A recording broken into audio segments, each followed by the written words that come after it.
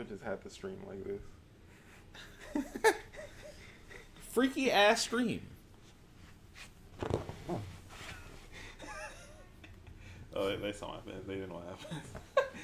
They just see Black Man Bob. Black Bob? Blob, if you will. Black man.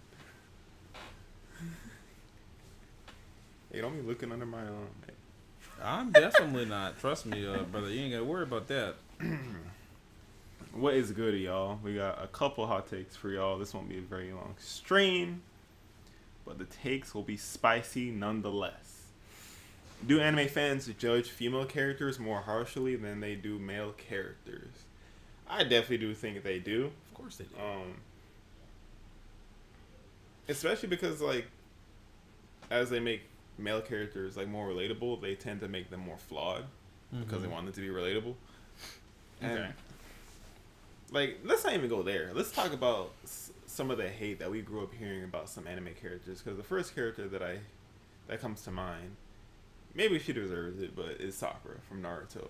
And the anime makes sense because that's kind of what got popularized over here in the West. When it comes to the manga, she definitely doesn't like have a lot of the same mannerisms as like she expresses in. She is still a dickhead in the manga, but not as much Yeah. as it. Because, I mean, you're actually hearing her talk now and seeing it versus drawn. Beyond that, oh yeah, there's what's the name for Fairy Tail? The protagonist headass. Oh, Lucy? Yeah, Lucy. I hated Lucy, bro. And I feel like I heard a bunch of people back then expressing their opinions on why they hate Lucy as well. All right, but Why do people hate Lucy?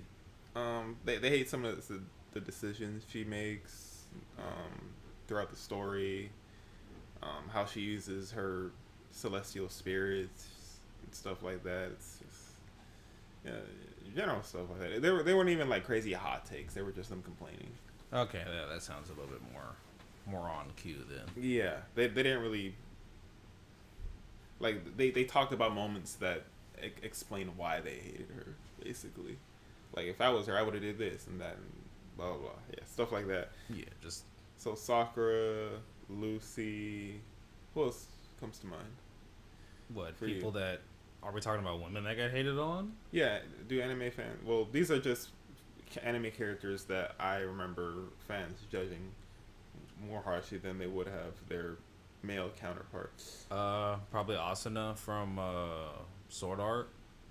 Oh, yeah. After the first season, I mean, people kind of ragged on her Yeah, for being helpless, basically. for being damn near useless for the rest of the show. I mean, kind of Kirito didn't have enough of the spotlight. Mikasa, in a sense, I guess you can say, from Attack on Titan. If Eren wasn't on the screen, she was pretty much a damn statue. She didn't have no redeeming qualities.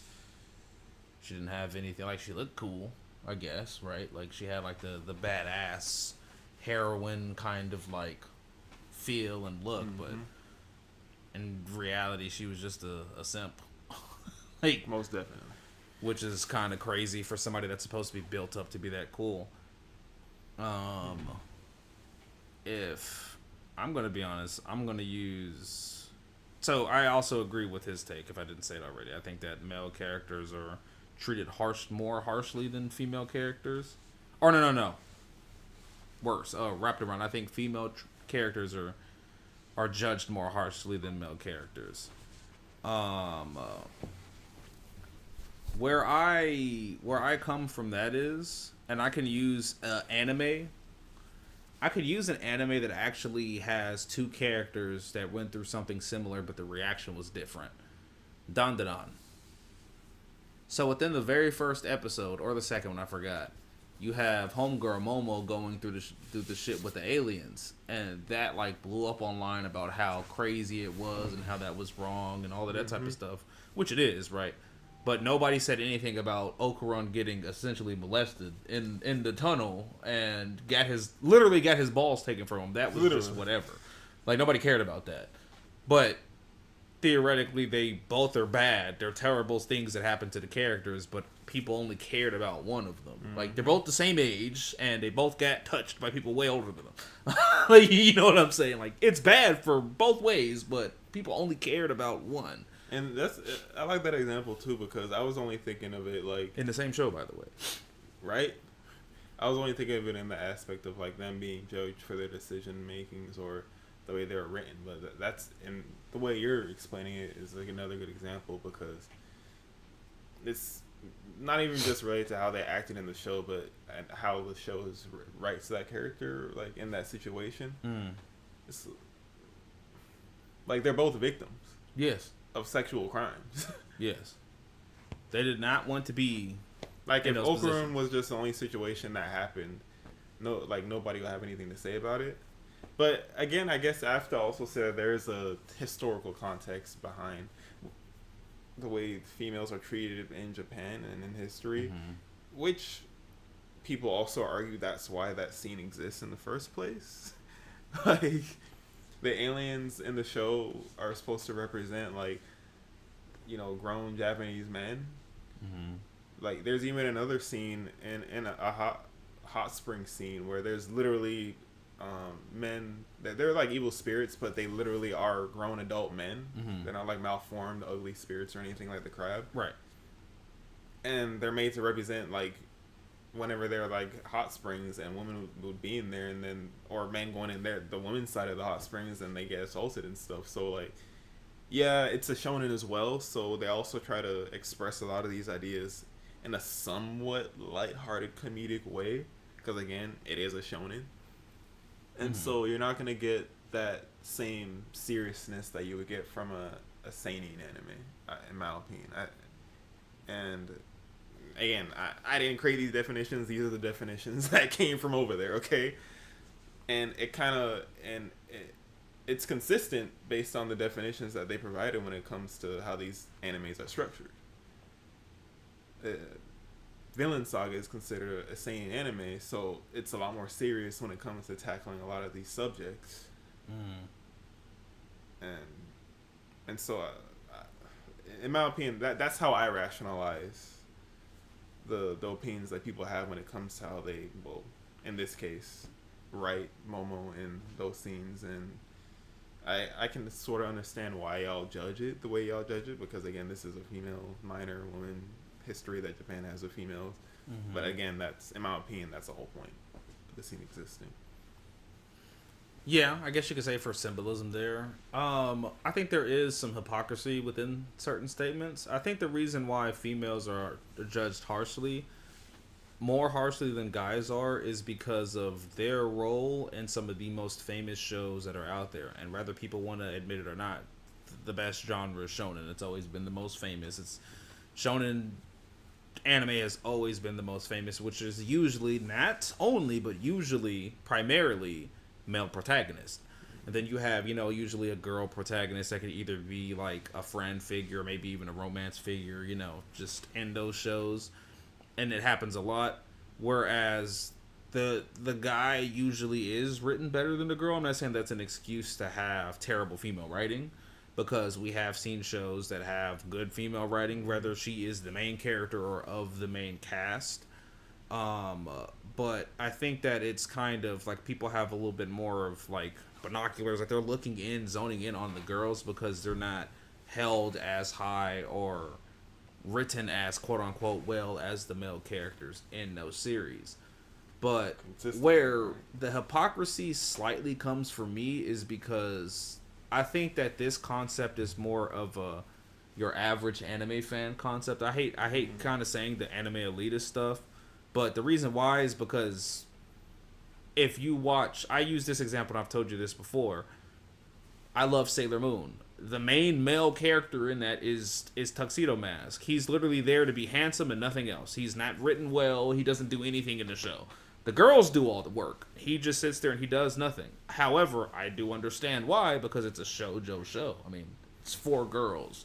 Do you know what I'm saying? Like, yeah, I mean, you could see the handsome guy probably tussle with somebody and maybe that'd be cool. But it's more of the perspective of you're a girl, you're growing up, and you want to be like Sailor Moon or whatever the hell. So you want to see her in action. That's your example of, I guess, girlhood or womanhood. Growing up, right? I guess you can say, right, like to be strong. Like there's different symbols for that. like to be strong, be confident in the femininity, all of that type of stuff. Things that Sailor Moon is, and some of the other people that are in that aspect. I'm using that example because I watch Sailor Moon and I love Sailor Moon, right? But so Tuxedo Mask is not going to be a main focus because it's not necessarily. I'm not saying that shoujo's supposed to be women only watch it, but in that genre, it's not catered towards the guys. So I can go in there and I can watch Tuxedo Mask and think he's cool. I cosplayed Tuxedo Mask when I was younger, right? But I can't really hope for well written male character, even though it can happen. It's like it. You don't see that really get as much drive as, like, let's say maybe a Sakura from Naruto, because Naruto's more famous. So everybody watched Naruto, and because Naruto is a shonen anime, Naruto and Sasuke are going to get more of the, what do you call it? Because even though it's not supposed to say, and even though they're not saying that only girls can watch it, the same example I made with Sailor Moon, little boys are watching it and they're looking up to Naruto. You know what I mean? Like, they're comparing themselves to Naruto. They're not going to compare themselves to Sakura. Like, it's not. And it was crazy. That. I argue that I feel like I've seen there is a level of hate that I think rivals Sakura when it compared to Sasuke. What do you mean? Like, for Sasuke, like, you've seen the opinions where people are like judging the decisions he's made throughout the anime, even though like they downplay the fact that his entire family was genocided at an age where he can, like, consciously take the emotional weight of dealing with it. Right. Whereas Naruto, he lost his parents as a baby, so it's like he grew up, and only when he notices what he's missing, so like, they experience it differently, is what I'm trying to say. But it's weird to compare pain because he lost his parents, whereas Sasuke lost his village, his clan. I mean, and there's no way to, like, figure out who hurt more, I guess. I mean, people are gonna hurt in different ways, but there's a saying that's saying it's better to have loved than lost than to have never loved at all. Like, Sasuke at least had parents and family. Naruto never had that. So I mean, it really depends. Like, some people can be like, man, I had all of my family. You've never had any, so you don't know how it feels to lose somebody. And then that on the opposite side, they can be like, well, I've never known how it felt to have a family. At least you had one. Naruto was a monster to everybody except for maybe two grown-ass men. And when he finally ate at the ramen shop, bro was already walking and talking. So imagine how bad he was treated before he was even, 5 or 6 when he first went to the ramen shop. He didn't really get around, let's say, Iruka and all of them until he really joined the academy. So what happened to the years before he was joining the academy? Before that, he's eating spoiled milk and all that type of stuff. Sasuke had a mom, a dad, a brother, a loving family. Naruto didn't have none of that. They might have had a maid for all you know. Shit. Probably a maid. You know, his dad was the police chief in Konoha. Didn't investigate a damn thing. But you know what I'm saying? So it's different. It's not trying to say that, let's say, Naruto struggled worse, because it would just, but you can say that there's at least struggle within both, because, you know. And they both react differently as well. And it's like, no one would have faulted Naruto if he reacted similarly to Sasuke either. But Naruto arguably reacted to his environment of, you know, not belonging and not being liked by everybody, and then wanted to become Hokage in order to be acknowledged and liked by everybody. Yes. Whereas Sasuke, I think that's admirable. Up until admirable. Yes. Because he did it in a very admirable way, right? Like, the whole series is a representation of that. Whereas Sasuke, up until the end, he wanted to get rid of people that he directed his hate towards. A lot of people, Kakashi literally calls Sasuke's hatred blind hate, which I'd argue against is false, because every time he hated someone, he directed it towards a person. So at first it was, of course, his brother. Then he learns the truth about his brother after he kills him from Obito. And then he wants to target the system that led to turning his brother into a puppet for the belief in the first place. So he aims at Danzo. I think it might have been a bit of both, because there were times that Sasuke said he was just going to destroy the Hidden Leaf in general. But it's like, well, what did we do? We So- just work here, and now you're gonna blow up my house too. What did I do? I don't believe he was going to destroy the leaf. I believe he Naruto wanted. was gonna tap that ass. He wasn't gonna destroy the hidden leaf. No, I believe he was going to target the system that contributed to him losing his clan in the first place. Mm-hmm. If he wanted to destroy the leaf, he would have did that before. He was never gonna. No. You saw what happened to him in Killer Bee. He Yeah. was never going to. It's like he's not Pain. He would have went towards the village while they were having that meeting. And they would have. So it's like he didn't turn into some terrorist that wanted to kill people and instill fear in people just because they killed his clan. He was aiming for specific people that contribute to the structure that led to Yes, the genocide of but his also somewhat terrorist because I mean, first of all, he tried to kill Sakura a couple I of say times. Pain is a terrorist. Well, yeah, he's different, but I'm saying like he did try to kill Sakura a couple of times. I mean, yeah, she's annoying and she likes you, but there's no reason to try to end her life. He tried to kill Kakashi, and not only that, he tried to kill. What did Killer Bee have to do with anything that happened to him? He tried to kill Killer Bee just because the Akatsuki told him to. I believe his job was to capture him so that they can extract the nine tails, but right? like that's the 8 tails. That's not like up to his discretion to be able to take some innocent guy and capture him against his will. Like, so he pinned his he got an ass whooping for it. But he pinned his hate in that instance towards Killer Bee for no reason. But like, there are ways like the Danzo stuff because to be honest, what he could have done was he could have. I think that what I like Naruto for is that there are other characters that contrast. You're just taking that off. You're cooked. Getting hot in here, bro. I think there are other characters that can contrast what could have happened within the main characters. What I mean by this is you look at somebody like Naruto for an example, right? Naruto could have been like two characters that are just like him from other villages. He could have been just like Gaara. We saw how Gaara was raised. We saw how the people feared him just like they feared Naruto. But you saw how Gaara treated those people in response. Gaara didn't give a damn about nobody. Now, Gaara did have two siblings, and he still knew his dad and all that type of stuff. So his siblings cared for him, but, he kind of was a little bit more emo. And you also have the other Jinchuriki that was, I think, the Five Tails. He was the guy from the... I want to say he was from the Cloud or he was from the Stone. I think it was the Cloud. And he was a whole Ronin. I mean, they treated him like... Ronin means that you've left the village. You don't care about it no more. He was a Ronin. The village treated him like crap because he was a Jinchuriki. I think it was a Stone village. And, they treated him like Naruto is. And he said, okay, well, screw the village. I'm going to go do my own thing and I'm going to go be off of my own. Like, they weaponized him. So Naruto could have just completely left the village if he didn't care, or he could have not cared about anybody, probably potentially even tried to destroy the village. There's a lot of stuff he could have did. When you look at Sasuke could have really just been Obito. He could have pulled back up with some stuff and just threw the whole village into chaos because, well, he had a reason. Like, I can't look at Sasuke's reasoning but and find something bad in it. Their reasoning in the show, though, is... they happen because of the environment that they're in, though. Like, in my opinion, the reason why Naruto doesn't go down the same path as Sasuke, is, well, again, it's mainly because of how the author writes this. But again, he watches people who have families, and he wants to be liked by people, and he does this from the beginning of the show. He does things like paint on the statues to get people to pay attention to him. Mm-hmm. He paints all the statues of the Mount Rushmore for the Hidden Leaf or whatever.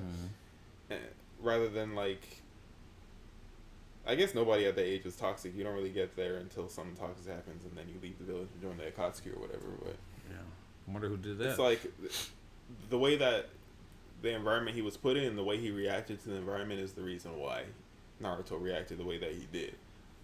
Whereas, what I'm trying to say is... Wait, say that again? Because you said react twice. So the way that Naruto reacts to the environment that he's in is the reason why he went down the path that he went down. Yeah. Like, they're both products of the environment. And so even though people say, yeah, Naruto could have went down the path that Sasuke went down or Obito went down, it's like, it's because of the things that he wants in life. That's why he didn't go down those paths. I think it's like more of his, like, personality and just, like... It's cause and effect. Like, his personality is birthed because of the environment, though. I mean, but you can argue they all were in the Leaf Village, and he had a work. And if you want to get technical, you can say via childhood he had a worse childhood than Sasuke did. Yes, Sasuke had a loving family that ended up getting taken away from him, but even after that, everybody, all the people that was all of his peers treated him like he was the best kid ever. Naruto never had any family and got treated like shit by not only his peers, but anybody with, like, even grown adults. What I'm saying is there wasn't a catalyst that was there to specifically spark that same hatred that Sasuke gained. After Itachi killed his clan, he literally tells Sasuke to find him and kill him after he gets stronger. More than once in the show, I believe. Right. But, I mean, Naruto was also...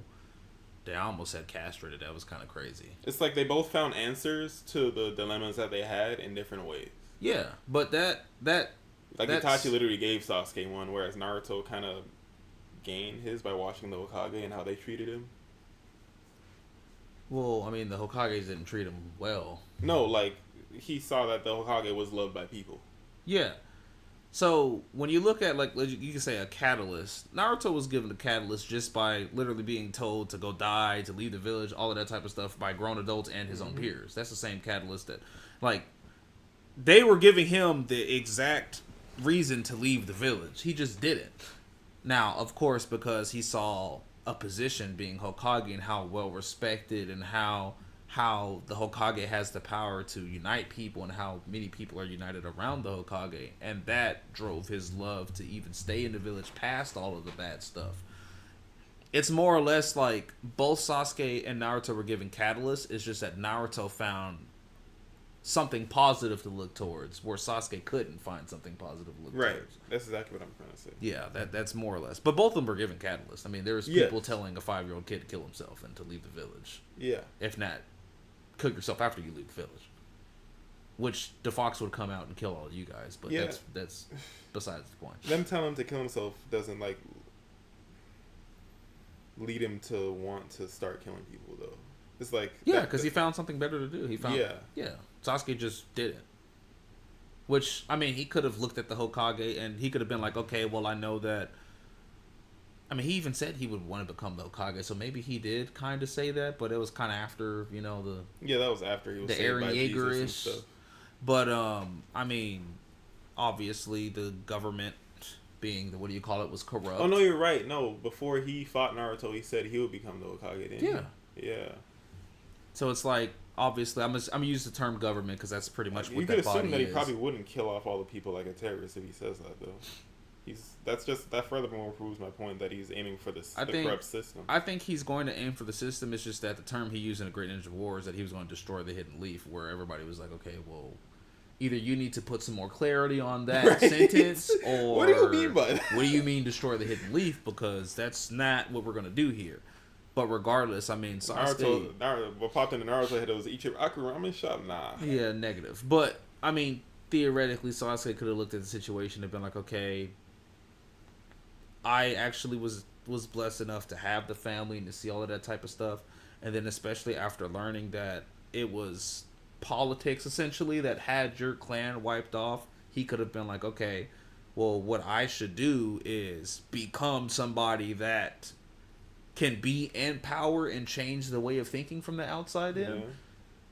Yeah. Which he essentially started thinking like that, like towards the end after he already done did all that, because that's the reason why he wanted to become Hokage, because he was like, bro, like, everything that you guys have going on is not right, and it led to, hell, not even just the Uchiha clan ended up getting wiped because of it, but it wasn't problems that was just in Uchiha clan. I mean, hell, there was a Hinata got kidnapped by somebody from the Cloud Village, and nobody gave a damn except for the Hyuga. And then when the Hyuga went over there, that's how Neji's dad actually died. Not sure if you remember that, because Neji's dad went to go chase and essentially kill the person that was kidnapping Hinata. But Hinata's dad is the actual head of the family, and his twin brother wasn't. So when the Cloud Village was all like, "Oh, well, you guys killed the person in our, what do you call it?" Hokage didn't give a damn. He was like, "Oh, well, I mean, I guess if you gotta kill somebody, you gotta kill somebody." He was terrible at his job. I don't care what nobody says. Bro's the orange man in the show, bro. He might as well be. He might as well be. He was. There has been, regardless if you agree with the village ethics or not, what Kage at any village at any time was as bad as the third Hokage was. We don't really shine too much light on what the second Hokage did. Things were quite peaceful during the second Hokage. Now he was extremely. He got the Uchihas in them camps. So open air prison. You know, he put them in them cages, but at the Free same Palestine, time, by the way. right? But at the same time, you can't say that there was really, you know what I'm saying? Like war, external war happens just because different villages are gonna have their different beliefs, just like different countries will have their different beliefs. But I don't think there was a time within any Kage's, especially the Hokage's lineage or whatever, where there was so much inner turmoil since the third Hokage. You can argue the first Hokage because technically Madara and him fought, and that was a whole, what do you call it? But the Uchihas were still a big part of the Leaf Village. Like, the Leaf Village was founded from Madara and the first Hokage anyways. Literally. So even if the second Hokage was, you know, definitely wiretapping people's phones, if your last name started with Uchiha, they were still essentially living in harmony until the third Hokage took over and then did not give a damn about. You know, how do you suck at your job that much? You know, what the hell was going on? He was so bad at his job. Danzo, who, again, was he even a right hand of the third Hokage? He was pretty much like the Shadow Hokage. Like, almost everybody has one. He was pretty much that. But Danzo can't tell you what to do. You're the Hokage. He can be your advisor and advise some stuff, but you could have just been like, no. And if you try to do it anyways, you're fired.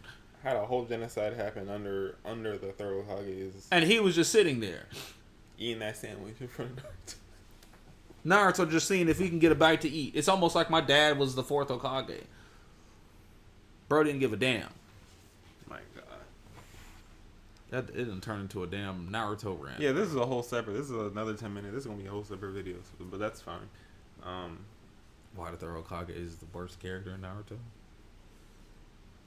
At least the evil people are supposed to be evil, and they are. Like Orochimaru, when you first saw him, you said, "Okay, he's gonna touch kids." Yeah, so and he did. I guess it kind of evolved from Sasuke was judged too harshly for his revenge story to third Hokage being the worst. I'd say that's kind of how I presented Sasuke anyway. Yeah, it just ended up going a little bit. It was still somewhere close, but a little bit off the rails. But alas, what we got? And then the average anime fan does not care about writing. I can agree to that. In a sense. I think, well, I'm not even going to use Dragon Ball as an example because, nigga, they've founded a lot of what's going on. You don't have to go that far back. You can just go off of stuff that's new now. Pineapples. Bro, you can literally look at, like, past Anime of the Year awards and... Like, I think Solo Leveling beat out Frieren. You're going to tell me Solo Leveling is a better written anime than Frieren is? People who say Frieren moves too slow, bro. Yeah, they have 2-second attention spans. That anime is not slow. Is even calling them slow the right word? You can call them slow. Yeah, you're slow. And Frieren is a great show. Y'all's attention spans are fried, bro. Like, and I know what I think? I think that's a good example. I think shows, beyond just y'all having horrible attention spans because y'all are addicted to social media and short form content, real culture. I think shows like that make people uncomfortable. Like Frieren make people uncomfortable? Yeah. Interesting. Not in like a bad way, like watching gore, but like having to sit and feel the emotions that the show is conveying when it comes to her journeys. I think there are emotions there that people aren't familiar with. The average anime fan, they're more used to the eye candy that they get every once in a while after a villain has been hyped up, like in Bleach or Dragon Ball. Mm-hmm. They're used to getting their sense of satisfaction after the enemy has been hyped up to a point. Whereas in Freyrin, they do have eye candy. They have some good ass eye candy when it comes to their fight Yeah, scenes. especially the one with the white pigtails and the long ears. That's my eye candy. What? I had to watch the first episode. I didn't even know she was talking. I said, huh?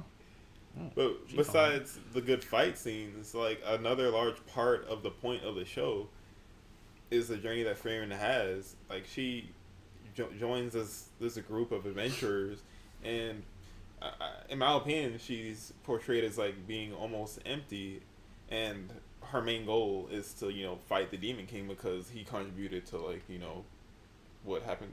Was it because of the Demon King that her village was like destroyed or burned? It was one of his generals that did it. And so she had a reason to want to, join these adventures and kill the Demon King, right? But along that journey, she also, and she doesn't completely even learn it during that journey. She has to have another journey after they all almost damn near pass away to kind of remember and realize and have that eureka moment that like, oh, this is why all those things, this is why they cherish those moments so much more than I could even understand back then. Yeah. So that's another large part of the show, and they try to convey that with a lot of these moments that you marinate in when it comes to like looking at these statues of Hamel or watching what's the name of the purple hair?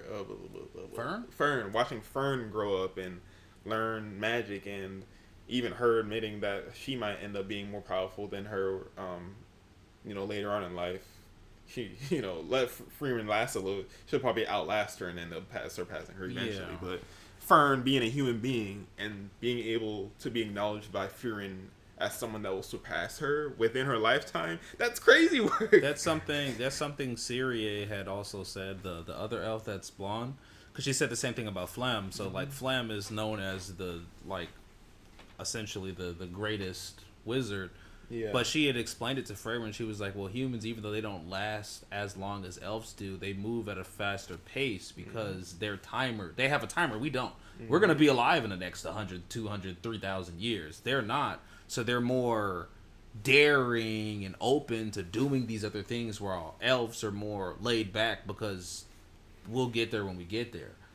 So that's another thing that she was saying. That's why you see Fern and you're like, oh man, she has such potential at such a young age. Like she's already showing that. And I'm sure Freyrin probably did at a young age too, but like when was she at a young age? 4,000 years ago? So like, you know what I mean? Her at a young age is like 500 years old. Like, if Freyrin's already been alive for 1,000 years at least. More than that, you can tell because Flamme, she was alive 500 years ago in the series. So it's like, him would have been dead, what, damn near 100 years? So really, Flamme has been alive 600 years ago in the series. And Freyrin's was already alive 1,000 years before that. So, man. But anyways, I think that a lot of people, because I could use My Hero for example. My Hero has some good scenes where it's a little bit, where there's layers to be peeled back, right? And a lot of people can still watch My Hero, I think, because they have this dopamine like that needs to be hit, flashy colors. Yeah, you'll get it like maybe every other episode or something. Yeah, like when it comes to My Hero doesn't even start slow, because you start and like you get like the basis of what happens in the world, but everybody already has superpowers, so there's gonna be flashy stuff happening already. Whereas Freyrin, it's literally named like Beyond the Journey's End. First episode, the journey's done already.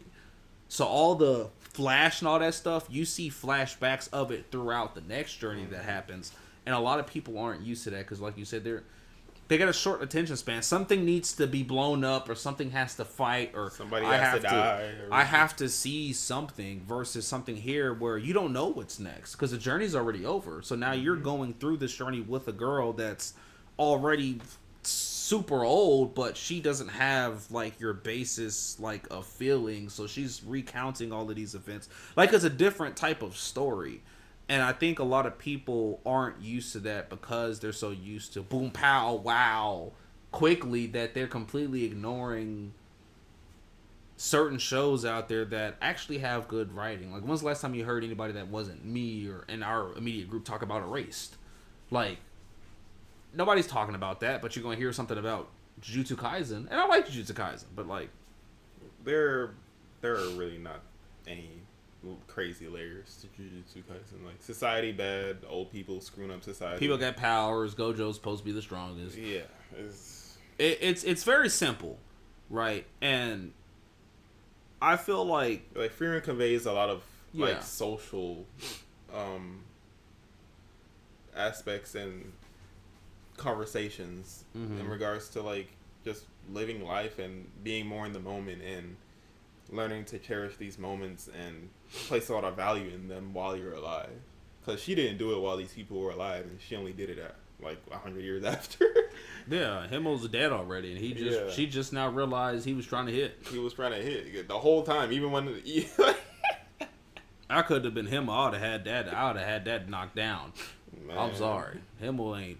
That's my guy. That's my goat. Love me some Himmel, but he ain't strong. He should have had a meeting with me before he decided to get old. Right, he should have passed the controller. He should have passed. He was not playing. He should have passed that controller. I would have had that. But anyways, regardless of that, I think that that's just going to persist though, and I think that's why, like we said before, without getting too much into it, things like isekai are always going to be famous because it's so quick and to the point, and people's attention spans are just not long enough to watch Frieren, or they wouldn't get past 5 episodes of Serial Experiments Lane. There's not enough action. They're gonna be like, boring. I know people like this, so I try to watch a show with them, and they're cooked in the second episode because the world didn't blow up yet. Like, God damn, bro. And then you show them something like, well, I guess they do. People like that would probably like Evangelion, I guess, or Devilman Crybaby.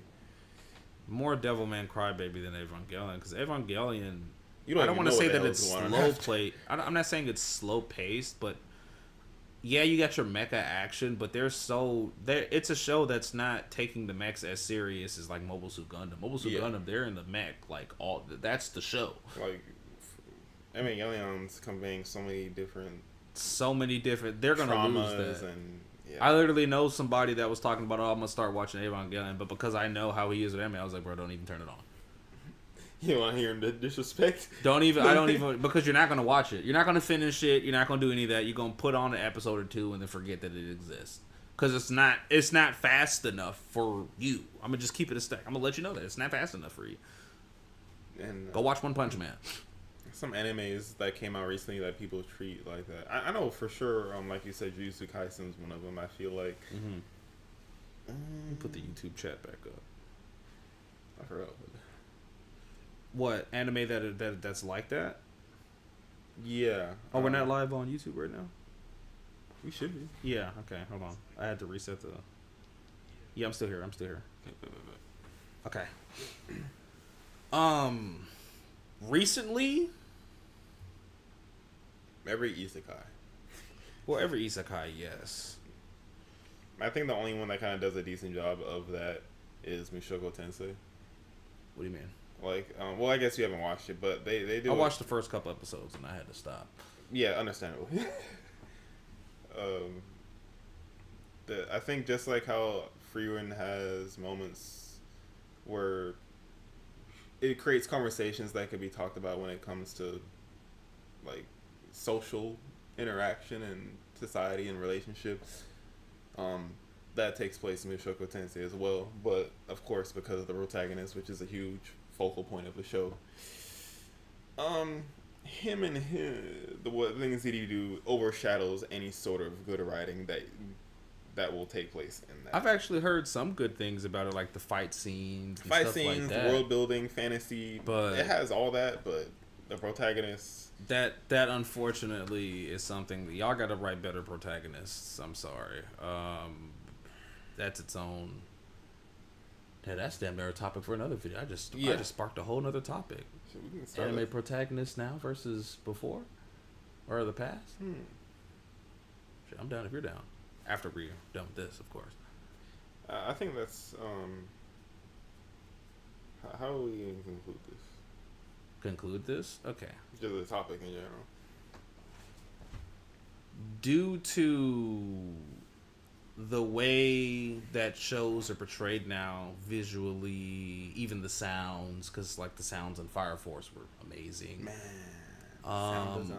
I think that more people now than ever are addicted to those aspects of the show, and they completely ignore writing. And while that's not every fan, shows that are really good, and I think that it can be looked at as a genre problem, because you could just be like, really, most people are just watching shonens anyway, so they're not going to watch Frieren because Frieren's not a shonen show. So it doesn't follow the landscape of a shonen, so that's why they're not going to watch it, because it doesn't make sense. I would just recommend people to kind of get out. I mean, there's a lot of anime that's not going to be shonen based that could be really cool.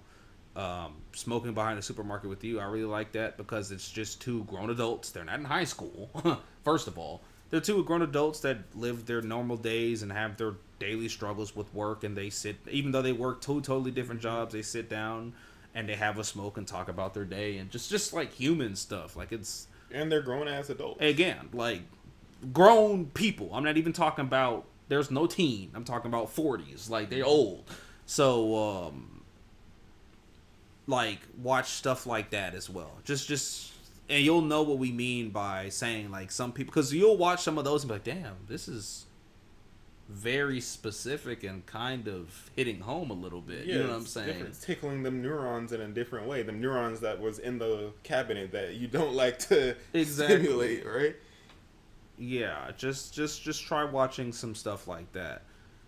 Something that's gonna jog your brain, right? You'll still be able to get that dopamine here and there. But. It's like, because I feel like some people, like, they're like waiting for something to happen visually rather than like actually paying attention to what the hell is going on. Pay attention to the damn story. Like, they wouldn't be able to get through Monster because Monster's giving out too much information. So maybe the people that complain about it be scrolling TikTok while they watch an anime or some shit. I don't know. They don't even pay attention to the show because it's not big boom enough. So they're doing this while the show's on, and then they look up and it's episode 3 already. Oh, the show sucks, but you can't even tell me what the main character's name is. Mm-hmm. I've had that happen before. Speaking of main characters, let's talk about how main characters have changed over, like, what, the past 2 decades? Yeah, you can say that. Because I'm in the team of old school protagonists are just never gonna be matched. There's too many layers on them versus newer. Newer is very... well, for one reason, I like the way the old protagonists are depicted because, for one thing, animes back then were not afraid to be political. And you're having to watch how the protagonist deals with solving a lot of these political issues or giving his opinion on how we can solve these political issues. And that gives insight not only on the politics of the anime, but the author as well. More than just the main character.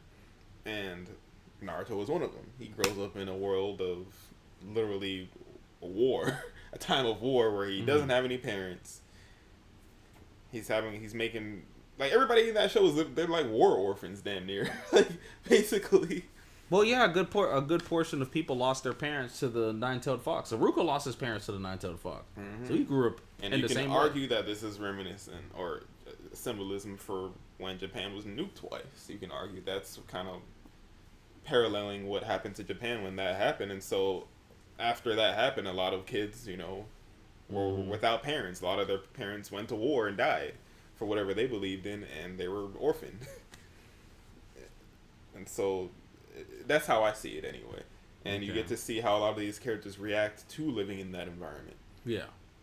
Whereas now you have people like, what's his name from Dandadan? Yeah, there was nothing. Momo and Okarun, there we go. Okarun, there was nothing like crazy about. Right, and again, he's not growing up in a time of war. Yeah, so he's just a regular dude. Issues. Regular dude in high school, nerd, probably gets picked on, get his balls taken, which is traumatic. But now he has superpowers. Like, it's not. There's not really that many. Well, I mean, he wasn't screaming. If something hurt, he would let you know it hurt because he'd be screaming. But there's not really many layers, and I'm not saying he's a bad character, but there's not really many layers to his character. Does that make sense? Like, there's not like doesn't have to be traumatic, but there's not like a in-depth backstory, a reason why the character acts the way they act, a reason why the character looks at what's going on around them and responds a certain way. Like, you can't pick the character's brain because there's not really a brain to pick. maybe Heavenly Delusion might be a main character, but I think that the dude stuck in his sister's body has a little bit more in depth like character development than the random guy that's trying to touch her. Um, so you know what I'm saying? Like that guy kind of spawned out of nowhere. To be honest with you, Yeah, they just wanted they wanted an antagonist, bro. They created one. I don't know how they would create some sort of understanding with him, but I don't think there's many excuses for you being able, for you to be able to sexually assault somebody. Like, are you talking about the other guy that was friends with when they were kids? Yeah, he's freaked out because that was a complete loop. I never saw that happening. Yeah, he was somebody they literally looked up to. Not even just them, the community at that time looked up to. He was a cool person, and I didn't know that was wow. But I wasn't even talking about him. I was talking about the one that hangs out with the pseudo main character, I guess you can say. The guy that beat him homeboy up in the hallway because he walked in. Yeah. Him, he's like random to me. He just kind of spawned out of nowhere. The guy that's stuck in his sister's body, you saw him when he was still in his own body. You saw the backstory and you saw all of that kind of. Mm-hmm. I think I think the damn kids that's locked in the facility got more backstory than the random guy. To be honest, yeah, maybe we'll get more if we ever get a season 2. Yeah, they said I hope we get a season 2 because it was starting to get real interesting. And then you have people like Rudeus from Mushoku Tensei, which that show is an experiment on it by itself because one, why would amazing world building? I love the interactions they have with the family. Well, minus the protagonist. I like how they portrayed these flawed side characters like Rudeus' father and his family, and how they portrayed. He was just freaked out. Infidelity. His father? Yes, his father was freaked out. More freaked out than the maid? Well, the maid wasn't any better, but they just let her pass because she was a girl. Exactly. So, even though she was equally as freaked out, if not more. They were equally as freaked out, both equally at fault. She literally admits that she, taunted him to wanting to smash. So, it's like... But, of course, he's the man of the house. Yeah, so he took the L. So, he takes the L. Or the W, depending on how you look at it. I guess. But beyond all that, they portray and depict this interaction between this flawed situation where these women have to. Well, Rudeus' mom has to forgive the maid and the father, and then live with this infidelity, and then watch her raise the child. Like that's not something that you see too often. Couldn't have been one of the sisters. She would have flipped that house all the way upside down. Boy, man, boy. I'm gonna just say that the mom looked like this and not this. Their mom let that happen because it could have been one of our own. Boy, it would have been on the news. Only one of the people was staying in that house, or either the father was gonna leave, or they would have left. But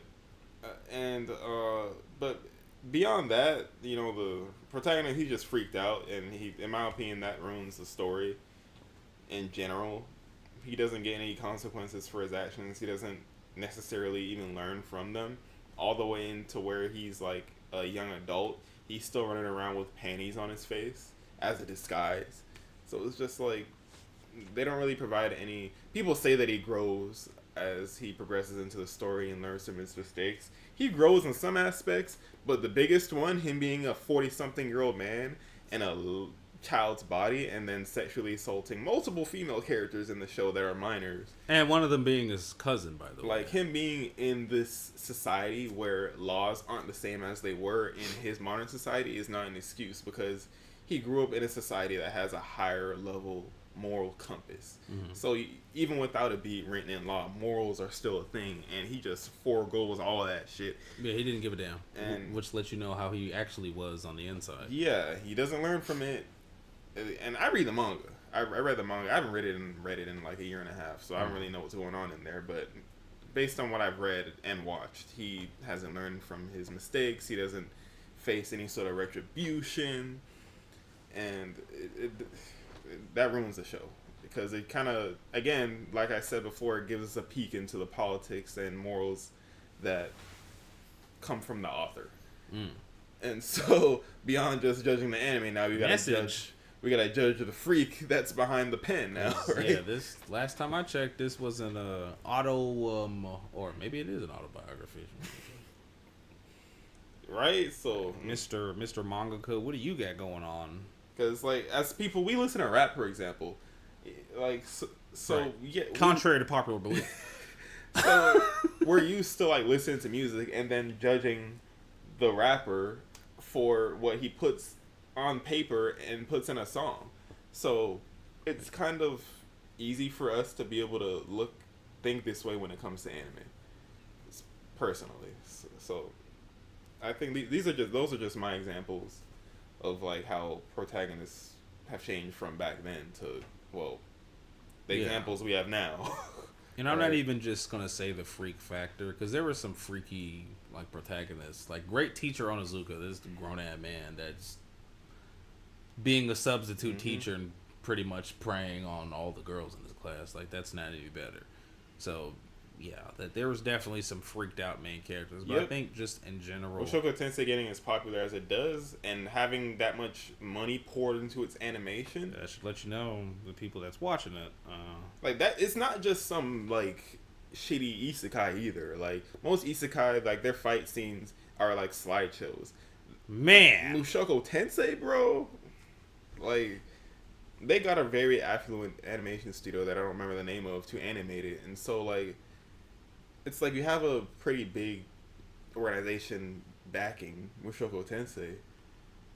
you only get that And based so- off of your manga / light novel sales, because if they don't think that your show is going to be that popular, they're not going to give you that Yeah. much backing. So it's like there are layers to this. You're judging the anime, and then you're judging the mangaka and their morals, and then you're looking at the organization that co-signs this, not just the animation studio, but the people printing the manga. And then you look at the sort of society that allows for this to happen, and that's how you. Which I could talk about the people printing the manga. They just want money. They don't give a damn what the Yeah, stories yeah. in it. You think they actually read that shit? They don't care. How much they read the money. Now the people that's spending the money, that's when we need to start getting them and sitting them right here and getting a good interview out. Why do you like Mushoku Tensei? You sick. But I mean, again, I think just there's not enough layers. It's just kind of that's more isekai kind of feels more incelish. Like a lot Yeah, of the it kinda main replaced characters are harem. just. Basically, I think that was like around the first one was harem shows where the main characters were the most jags. Is what I call them. Before the 2020s, JAGs. harem was today's isekai, and Just the guys. That's what I call jags. Just a guy, just random dork that got bullied in school now shows up, and there's 5 girls, including the 2 most popular girls in school, that are that in want to love have with him his for some kids reason. for some random reason that never happens in And then the reality. one girl that used to bully the hell out of him, that was his childhood friend, now likes him because other girls are interested in him. And I'm only saying this because I watched these before, right? I'm not talking about something I don't know anything about. Yeah. I watched harems before. I don't Most anymore definitely. because it's just Heaven Lost Property, when I was a kid, I thought that shit was hilarious. But it's like now that I have brain cells working, it's like I think hindsight into like how the man who wrote that story thinks about women, and like what inspired you to write that story? Well, who inspired High School DxD to exist? Like what people with was- fantasies, bro. All minors, by the way. These are all minors. People with fantasies, bro. They this is what they really think on the inside. This is what they like, and they make. I mean, in that community or in that sense, there's a whole. Speaking of this, by the way, I remember and on the YouTube channel, there were some people that, because we uploaded a video before, kind of touching on similar subjects, and I replied to the comment. I didn't even show it to you.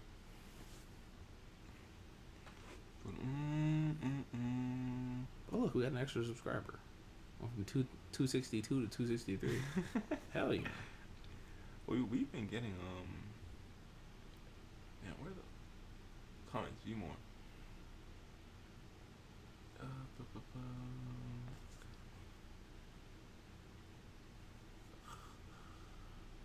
You know what video it was? Yes, you know what? I should just go to the actual video. It was this one here.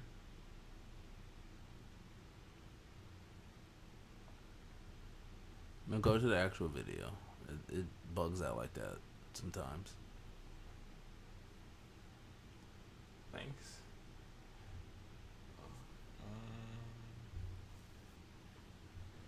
It's not just pixels. A lot of. There we go. So hey, look. So the arrogance to tell another country what they should or shouldn't do, which I thought. Well, I replied to the comment, but I'm gonna just tell you what I thought. It's like where in this video, like nowhere in that video did we make any claims, or this wasn't a what Japan should change in their country to make it better. We were literally criticizing the culture that's being pushed in the anime. And I think I have Tamaki on here from Fire Force, so like, why are we still sexualizing minors? You can literally just change the age of the minors, make them in college, issue solved, right?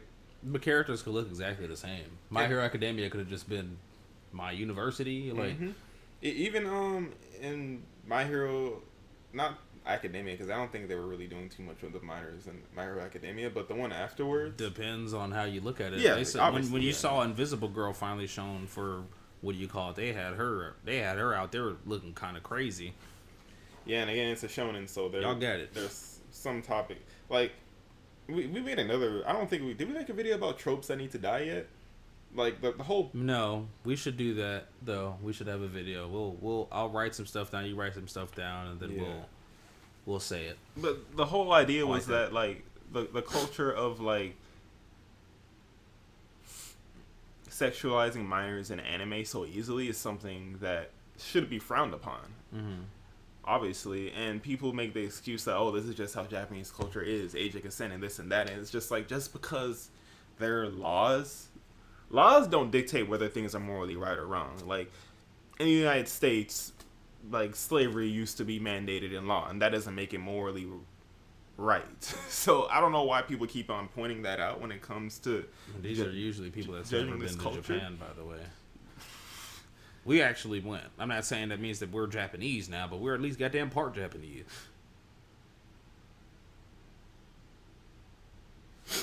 Here, I'll read this out loud. No, let me change the perspective of the stream so y'all can see what I'm reading. Of course, I'll read it out to you. That's Kento that said that. Interesting. Is it? Yeah, it says that bento box. I replied to him too. I remember what I said. So he said, while I see what y'all are saying and see most of this stuff weird, at the end of the day, I think it's better to differentiate reality and fiction. Just because someone saw something in fiction doesn't mean it translates to what they see to their behavior in real life. Kind of like how video games can cause violence IRL, which we know it doesn't, which I call cap, but yeah, some people. While I don't think there's anything wrong with fan service in anime, I can see why people find it weird. Personally, I would like the author to have the freedom of expression and what they want to draw, right? And if you don't like it, don't watch, consume it. Just my opinion. Right. Also, I can agree with that last statement. The reason most settings in shonen is in high school is because in the time of their youth in Japan, which honestly might be bullshit. So this is what he says. But they do have some things most Western schools don't do, like cultural festivals, sports festivals. Yeah. And 3 days, 2 nights, trip to other places, such. So in a way, it kind of makes sense why the characters are in high school rather than in college. But I could be wrong, and they also do shit like that in college. Well, what they do it in college, and they could still be in college. I read a lot, but let me start from the top. Wow. Pause. Wow. Where he, and again, and I even at one point, like maybe 5-8 years ago, argued with the idea that just because video games are violent doesn't mean that it translates into real life. Which is an opinion that, of course, a lot of these companies would want to push, because if we can somehow prove with statistics that video game violence translate into real life, then that means there would be legislation that would limit the production of video games and violence, and which would probably ruin the profits of some companies, right? Um, I I believe it's, again, there's no absolute right or wrong when it comes to any of these things that we're talking about, but let me switch the perspective.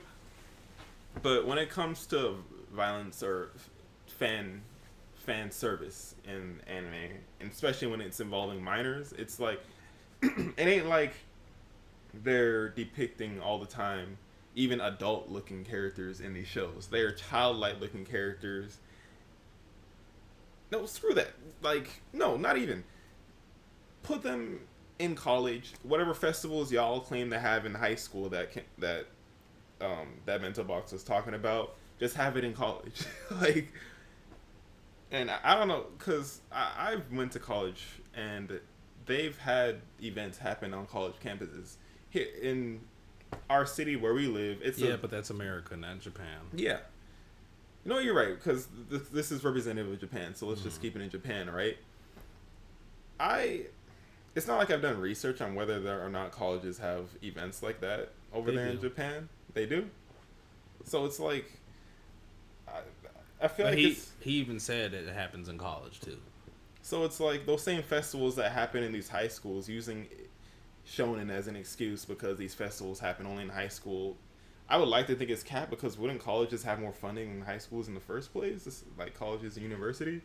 So there's no reason for them not to. Not only that, but when you're going to these colleges and universities, you're going to go to events that take place outside of college because you're an adult now. Mm-hmm. So the scope at which you're going to travel outside of your range of like home expands as you get older, because you're willing to travel more, you get more money, stuff like that, make more friends. So it's kind of weird that you would limit the festivities that you would want to depict in anime to only happen in high school, when like the variety expands when you get into college. The variety of festivities you can get into expands. And that's just when it comes to like that sort of stuff. Fan service is a whole other beast. It's like, again, there's no moral reason why you shouldn't just depict them as being adults. And like, we get it, you're horny when you're a minor as well, we get it, but like, I think you're giving more excuses for the behavior when you're depicting these things happening with minors, I guess. And to make a slight comment, which is still in the realm of, but more back to what that Bento Box said, one of the things where he was saying differentiating from reality to fiction, there is truth, but there's also flaws in that, because there's some people that know how to do it, there's some people that don't. Well, not even that. They're not even that they don't, but and in a sense, yes, but I'm gonna specifically talk about sexual attraction to characters here. Usually, if you look at an anime character and you have a attraction towards that character, like sexually or whatever, like you think the character is fine or hot, it's usually based off of what you usually look into in general, right? So, like, my type of woman is, I like long, dark hair. My type of anime girls, Akame, so like Urza Scarlet gets long, dark red hair. Like it's essentially the same. Yes, it's 2D. It's so they don't exist. Fair, like what he's saying, but that attraction to those characters usually has to stem off of something. Like when people like the grandma from Dawn to Dawn, like it's the, you know what I'm saying? Like there's an attraction that's already stemmed there. When some people, I'm not even saying that he's using this as an argument, but I've heard a lot of people use it as an argument. When it's like, oh, it's pixels versus what do you call it? Your attraction to that character has to stem from somewhere. So if you think for some reason that, I don't know, give me some random character that's famous that's like young. Hell, Nezuko. If you think Nezuko's attractive, there's something wrong with you. Do you know what I mean? Like, I don't want to hear she's an anime character or whatever. Like, there's something that stems from your actual likes that's making you like this character. Because anybody else that's, I don't know, normal and that a creep would look at Nezuko, though that's just that's little sister, that's a kid. Like that thought wouldn't even come across your brain. But the fact that it is merged into your brain and you're using the excuse that it's a anime character is where shit starts getting kind of weird. Because, like, well, what are you really into? Do you know what I'm saying? So it's like these characters are based off of real life, like, things. Like I said it in the comment that anime is literally just an exaggerated glimpse at what Japanese culture is like. So yeah, minus the superpowers. And if you go into deep into with the history of what Japan has done to not only its own people but their own version of colonization, like China and stuff, they got some history. Yeah. So don't think just because it's an anime that like they didn't find their inspiration from some real life experiences, right? Kinda hard to fight a culture war when the culture is on the other side of the ocean and you don't speak their language. So you can't use the excuse. Country, well, this person's from Palestine. The age of consent is raised in 2019 from the normal America. It says, so this is someone from Palestine. Kind of hard to fight the culture war when the culture is on the other side of the ocean and you don't speak their language. In my country, Palestine, the age of consent was raised in 2019. What is normal on America? But did you know? To what is normal in America? So they raised the age of consent to what is normal in America. But did you know that some states have the age of consent 16 and not 18? More. And even where I live, whether I hate that or not, some people prefer their culture over the law. So again, I don't know why y'all keep doing this. Just because it's part of the law doesn't make it like the thing that's funny is in the video we searched up the legal age and it's still 18 even in Japan, where the 16 to 17-year-old has to be from a like parental, what do you call it, like they have to okay the relationship and or marriage. And even then the guy, I'm talking about like an 18-year-old guy and a 16-year-old girl or something, the age. I'm not talking about a 50-year-old guy and a 15-year-old girl. That's Japanese law, by the way. We didn't make this up. This is Google. Like, that's the Google age of consent. So, even by their own laws, it's still not right? Question mark? Now, if the age of consent was like 15, then, you know, to each their own, I guess. But language is not an excuse for not taking opinions seriously. It's the age of... we're in 2026. Every language on the planet is damn near translated already, unless there's some that are being hidden because colonization and palm-colored people. But Twitter is literally translating Japanese commenters to English, and we can see what y'all are saying, and that's not an excuse anymore. And again, just because we have states in the United States where the age of consent is 16 instead of 18 doesn't make it okay. Again, just because the law says it's okay doesn't mean morally it's okay. So, like, and best believe on, like, mainstream levels, people who have, like, morals will say that in those states, it's probably not a safe place to have your child. Like, people don't look at the age of consent in those states, in the United States, 16, and look at that as a good thing. Oh, okay, I see what you're saying. Unless you're, like, billing, you're trying to keep it in the family. Like, those states are usually those type of states. Like, we in the United States make fun of states like that. It's like a common stereotype in me. Yeah. Feel bad for the good people from Alabama, because they be giving the people from Alabama a ringer. Like, the United States, just because it's the United States doesn't mean that we, like, agree on a lot of things. Like, us being called the United States is just an excuse to keep us tied federally and have a baseline level of, morals and law. But we don't agree all the time. That's exactly why there are different ages, because ages of consent in different states, but it doesn't make it morally correct. But what was the last this one here? Yeah, he kind of agreed with us. He said you guys made some really good points in the video. Also, the over-sexualization of women in anime in general is something that needs to be talked about and looked at more, since it perpetuates a toxic culture of misogyny that many of these authors have. Japan is one of the highest countries on the list when it comes to sexism towards women. I mean, the population decrease speaks for itself. I mean, there's more than just, women being unhappy. There's also the economy and work culture. And I mean, well, global warming. guys from Japan aren't touching the girls. Not in a normal get together sense, at least. I've literally told you a story of me seeing it happen in not broad daylight because it was a club, but I'm watching the girls straight up just be damn near spread eagle, and bros just not interested. But like he said, there's multiple reasons. It could be just not affordable. Like a lot of the reasons that stuff. The population is going down in Japan is a lot of the same reasons it's going down here in the United States as well. But we got a lot of immigration of people coming in, so they don't talk about it like that.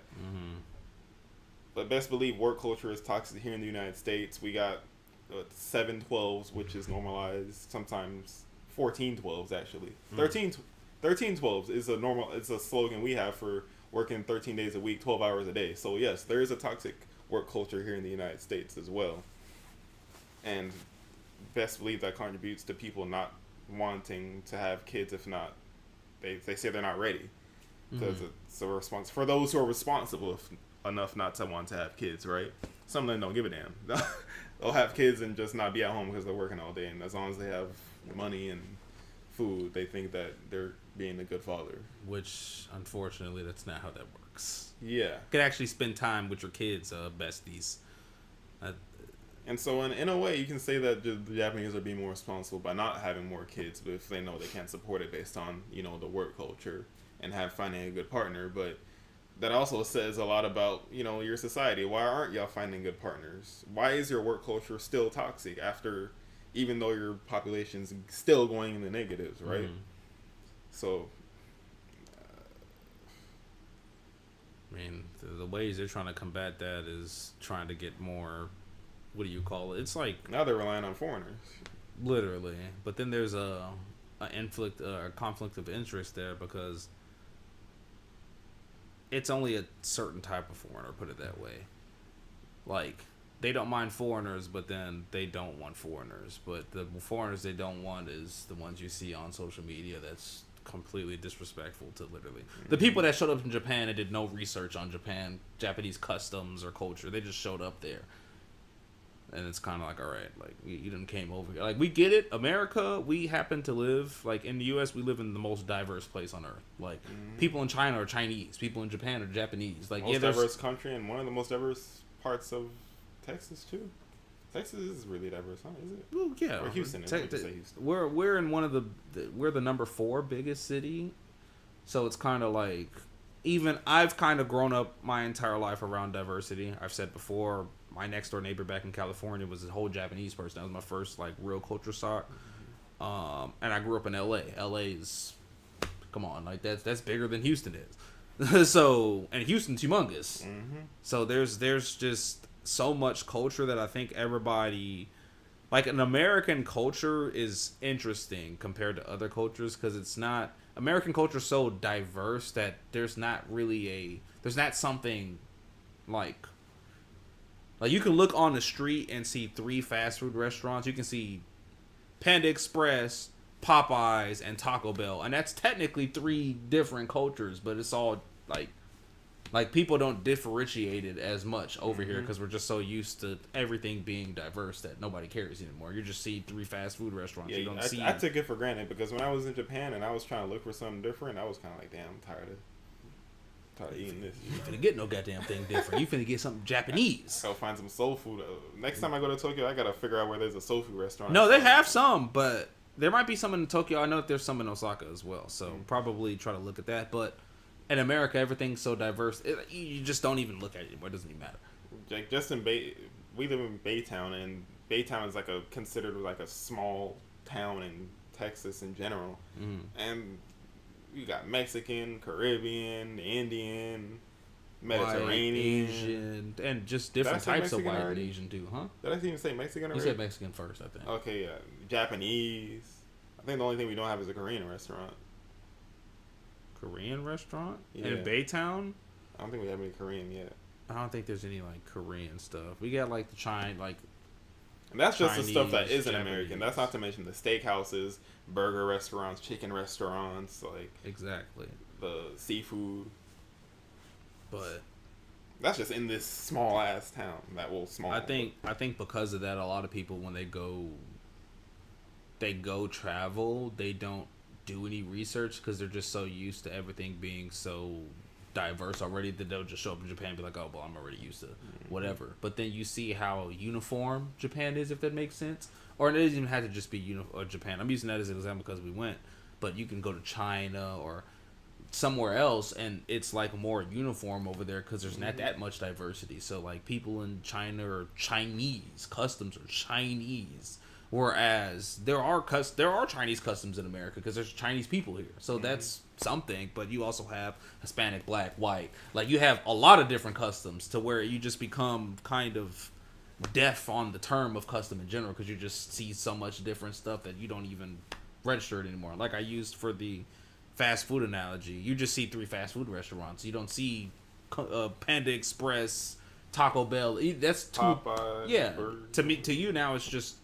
Normal, right? It's normal, but So yeah, I think people do take diversity for granted when it comes to that sort of stuff. The United States. So even me, like whenever I'm talking about how America sucks for the people that say America sucks, I'm guilty of that. Well, if you ignore context anyway. I think people should also take the time to talk about a lot of the good things that the United States has to offer. People simp for these tiny countries like Japan stuff way too often before thinking about a lot of the good things that are here in the United States. yeah. I mean, not to sound super patriotic, but I always thought that it was unfortunate that, and maybe they weren't saying it in general, but like you got to look at the wording in the term where you would say like America or something like that sucks, when in reality you really just don't like the government because like the people. Again, this is the most diverse place on earth. Like this is you're not gonna, you can hop outside and y'all can go to the mall and a group of friends and that could be an Indian, Japanese person, Black, Mexican, and y'all will all be walking through the mall and nobody, that's not like abnormal. We can go to Walmart right now and probably see 5 different races of people. Yeah. Whereas if I go in the middle of like China, the whole block, You're gonna be the only one that's not Chinese. the whole block is gonna be looking at me like I got COVID or something. Right, they're gonna look at you and be like Magic Johnson. No Guan Cho.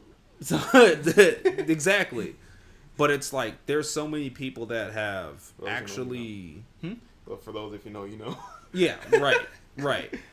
But there's so many people that have experienced great stuff in America, like be it finding friends, certain things for food, driving your first car, like just doing so many good things in America that it sucks that a lot of people look at it bad because of the Orange Man. The World Cup, in my opinion, was one of the best things that could happen to America at a time where I don't want to say America was divided, but America's always been kind of divided from the government. I think the World Cup, what it did when it came to politics, it specified what was actually going on and made the language that people use to describe what's going on better.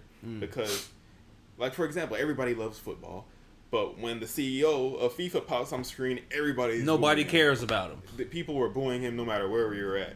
So I think the FIFA Cup, it made the conversation around how you hate and like America more specific, because like you were talking about before, people should learn to specify, I like these things about the United States and this, but I hate this about the United States, instead of just saying I like America, I hate America. Yeah, because it just creates plot holes in your argument. There's more layers to it. Literally, you saw a bunch of videos. I had sent him some of people from over the world apologizing to Americans because they don't live in America, so the only thing they know about is what's on the internet, and what's on the internet is the Orange Man. So it's kind of like, oh well, he's a dickhead, so I guess that means all of y'all are. But in reality, they can't, like, I know Iraq and Iran and them played in the U.S. for the World Cup. And then a lot of the fans came over and were like, damn, like they... And then when they came over here, the American people treated them perfectly well. Like, and they were just, like, so shocked, like, damn, like, I thought due to, maybe CBS or whatever. But that's what I'm saying. Like, a lot of people see what the government do and think that the people do it. Yeah. You can use North Korea for example. People will see what Kim does and think that all the North Korean people are like, I don't want to be in North Korea because, you know what I mean? Yeah. But you don't know that. You don't know how the people in North Korea are. And then when they came over here, they were like, damn, wait, the Americans are like Japanese people were coming over here and Americans were just giving them free barbecue just because they know they've never had this shit before.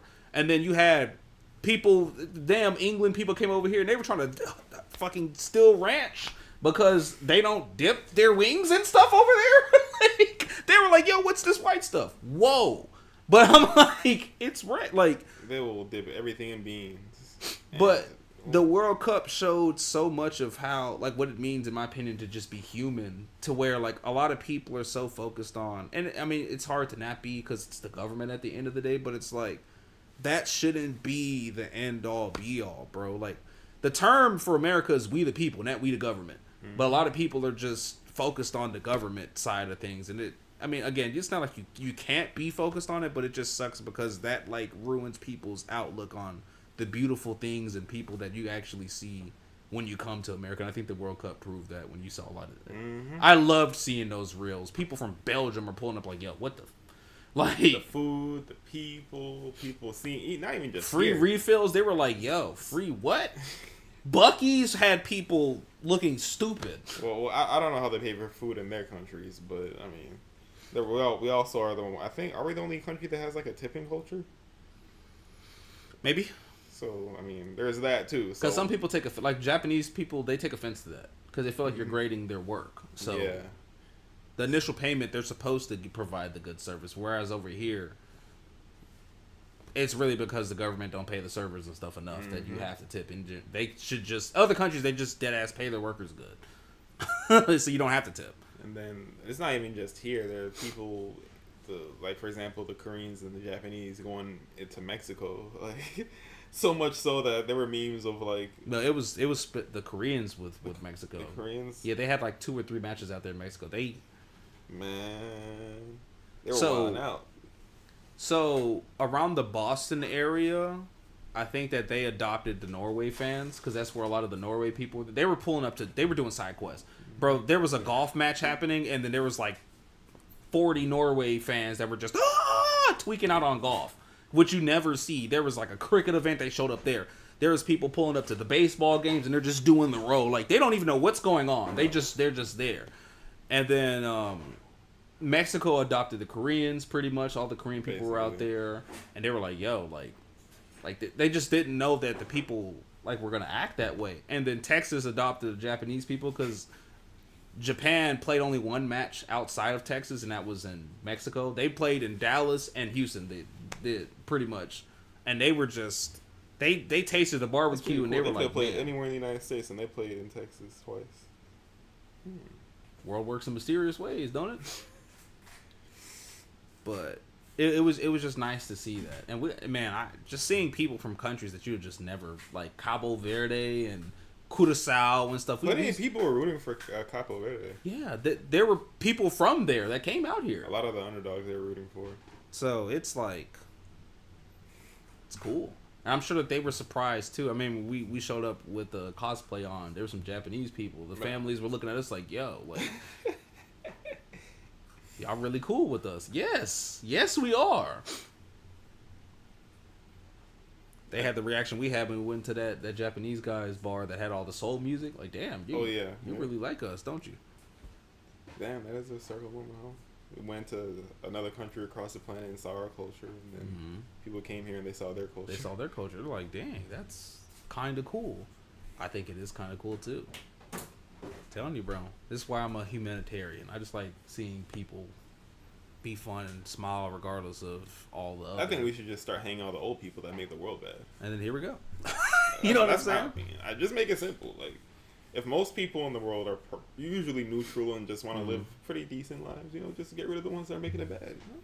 But see, at the same time, you can say that they're making it bad, but I mean, we outnumber them. Exactly. We can make the world whatever we want it to be. You know what I'm saying? It doesn't have to be completely uniform behind what the government's saying. Like, people live their own lives. People have freedom to do whatever they want to, and as long as it's legal, hopefully. Like, don't.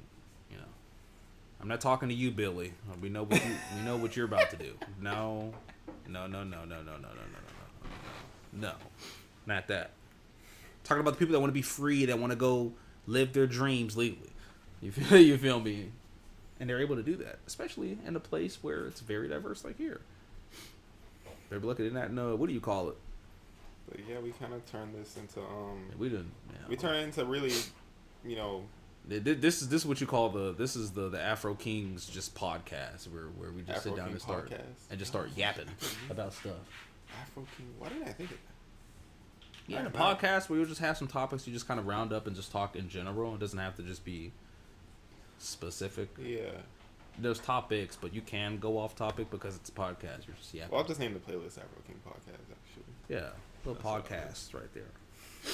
But yeah, we kind of not really derailed. We went from talking about not judging cultures to Showing how beautiful But it is when cultures do mesh. yeah. It's a beautiful thing. Well, judging cultures and because I believe it was what was it telling the country what to do, but we weren't. We're kind of judging their culture, the bad part anyway. While we also most of the time appreciate it, we grew up appreciating it more than judging it. To be honest, I have a Japanese jersey on right now. I have a bunch of Japanese characters on the wall. Literally. A lot more Japanese characters than there are black. I'm changing that over time, of course, because it's kind of weird. Is it weird? I think it is. I think you should be able to just put up what you like, regardless of what it is. Just because you're black doesn't mean you have to have the King Tut in the corner. Like, you could have what you want. So that'd be like going to that Asian or that bar in Japan where the dude had the soul and telling me he has to take all that stuff down and put some Japanese stuff up because he's not black. That's telling other people what to do. I'm just, I guess. What But I'm do you trying to find say it is, weird that his bar looks like that? Why Well- not? Because he's appreciating. You're appreciating it too. What I'm trying to say is I need someone to appreciate people that look like me as much as I grew up appreciating these characters. Yeah, but that's your journey because you Yes. grew up like this and not this. Exactly. Yeah, I don't know, but that's a story for another time. If y'all care about that anyway. Mhm. Beyond that, we were an hour and 30 minutes into this. Damn. We will end it here. Y'all let us know if you liked. Y'all have a good night. Stay hydrated and stay black as hell. If not, get blacker. I like those. That those are nice. And this time I recorded it so it's directly just on my PC. Afro Kings podcast.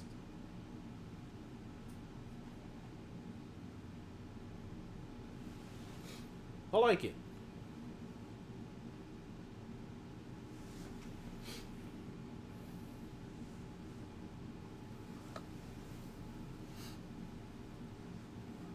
Politics essentially that had your clan wiped off. It's not He like- could have been like, okay, well, what I should do is be.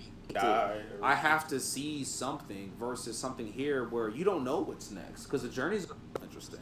Honestly, I can just And record then it you have on my people like camera while I'm screaming. Reeves from Shogo Tensei, You can. which Because that show was an experience This on it quality by could look itself better. because one, this has Why a would- like compressed file amazing world building. look to it, but it's still 4K, so it's whatever.